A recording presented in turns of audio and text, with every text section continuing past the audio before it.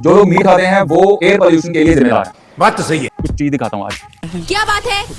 ये आपको हमें दिखा रहा था।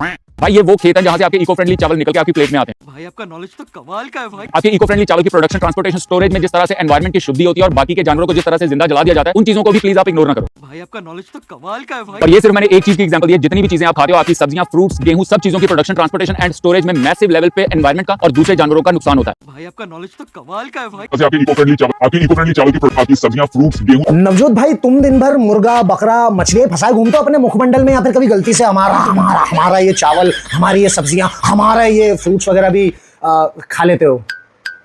नवजोत भाई सच बताना, पूरे पैदल हो दिमाग से या फिर अभी थोड़ी गुंजाइश बाकी है? 80 बिलियन, ध्यान से सुनना, नंबर ध्यान से सुनना, 80 बिलियन से ज्यादा एनिमल्स हर साल तुम जैसे मांस खोरों, अंडा चोरों और दूध चुस्सुओं की वजह से जबरदस्ती पैदा किए जाते हैं। जबरदस्ती पैदा किए जाते हैं। समझ में आया क्या? फिर तुम्हारे और तुम्हारे जैसे लोगों के लिए जबरदस्ती पैदा किए गए उन जानवरों को बहुत सारा अनाज ठुसाया जाता है, और वो अनाज तुम्हारे खाली खोपड़े पर नहीं, इसी जमीन पर उगता है जिसमें आग लग जाने से उठने वाले धुएं की अभी दुहाई दे रहे थे। पूरी पृथ्वी का लगभग 80% एरेबल लैंड तुम्हारे और तुम्हारे जैसों के लिए जबरदस्ती पैदा किए गए उन मासूम बेगुनाह जानवरों को खिलाने के लिए इस्तेमाल होता है। सच्चाई भाई ये कड़वी है, मानो चाहे ना मानो।